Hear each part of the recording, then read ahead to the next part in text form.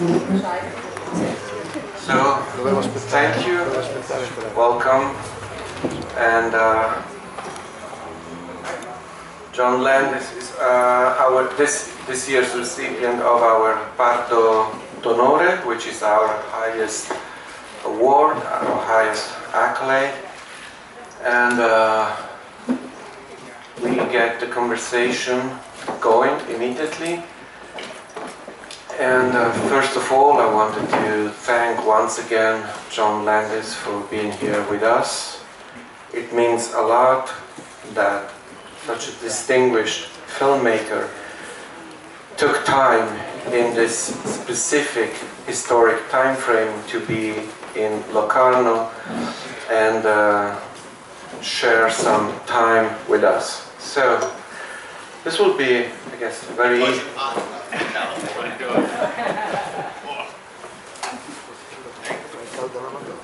Ice.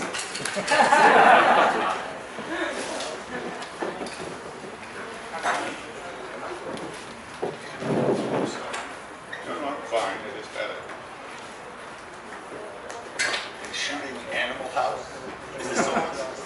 Yeah, it's on. Can you hear me?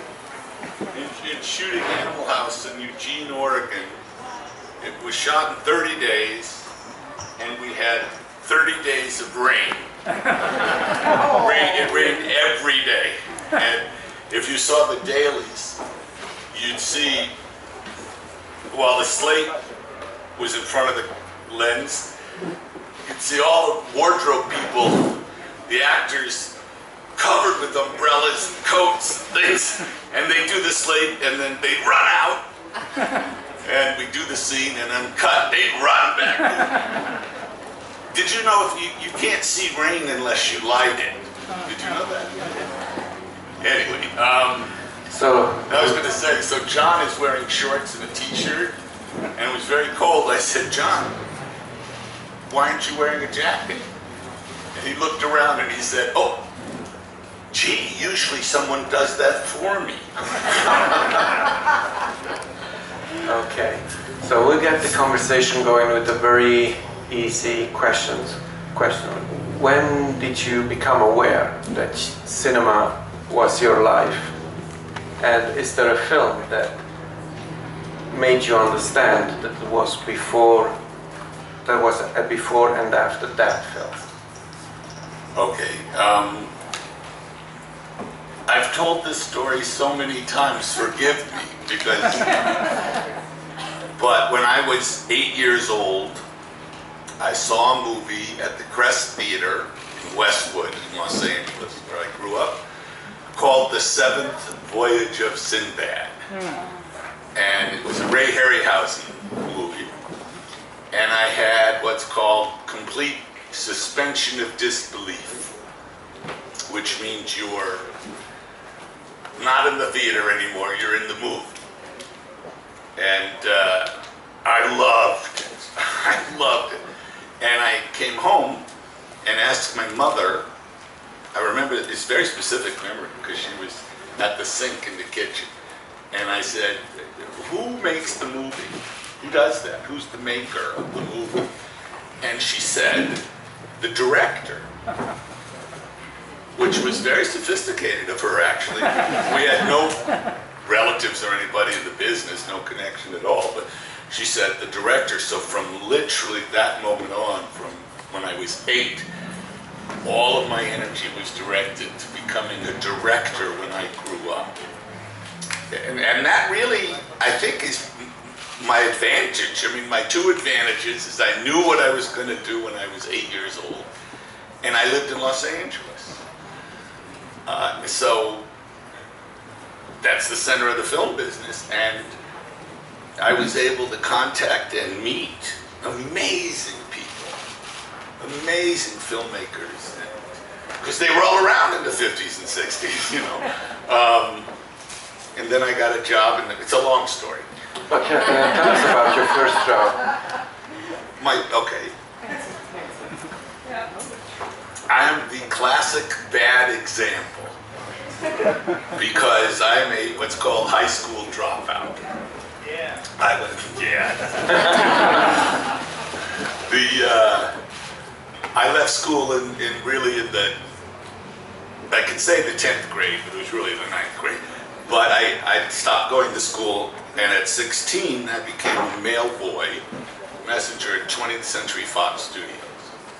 And I was so happy because I was near production, which is all I wanted to be, on a film set, and learned as much as I could. And, you know, the thing about being a filmmaker is there's no right or wrong way to do it. It's not, if you want to be a dentist, they tell you what to do. You do this, this, this, I give you a piece of paper, you're a dentist. You know, if you want to be an architect or whatever you want to be, there's prescribed ways to be. They even give you a piece of paper. You are an accountant. You know, they give it to you. But not a director. There's no, you know, and film schools, really, I think the generation, they're all older than I am, I'm quick to say, but I'm always lumped in with the movie brats. They're actually all 10 years older than me, but Francis Coppola, 20 years older than me, but Francis Coppola, Spielberg, Lucas, De Palma, Scorsese, Paul Schrader, Jonathan Demme, all those guys, they were all, went to film schools. They went to UCLA and USC and NYU and film schools. I didn't go to film schools. And I was working. And I got extraordinary experience because I worked on well over, when I directed my first movie, terrible movie called Schlock. But when, and it is too. But by the time I directed that movie, and I was 21 years old, I'd worked on about 160 movies. What? Yeah, because in Los Angeles, but mostly in Spain, I was told by a director named Andrew Martin, an action director, wonderful Hungarian guy. He said, if you can get to Yugoslavia, the former Yugoslavia, if you can get here, maybe I can give you a job on this movie I'm doing for MGM, being directed by Brian Hutton, a Clint Eastwood movie called Kelly's Heroes. And I lied and told my mother I had a job on Kelly's Heroes. And at that point in my life, it's the movie police. Yeah. At that point, you know the siren? I immediately think Nazis. Because American sirens don't do that. They do, you know. So I'm in London the first time I was in London, I went, what the fuck? You know? Anyway, well,